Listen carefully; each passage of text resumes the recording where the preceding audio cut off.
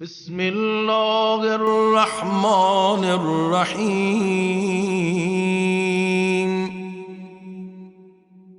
اللهم حبب إلي فيه الإحسان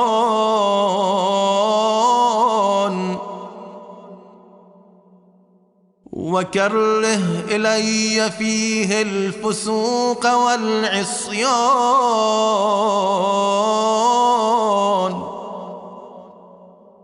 وحرم علي فيه السخط والنيران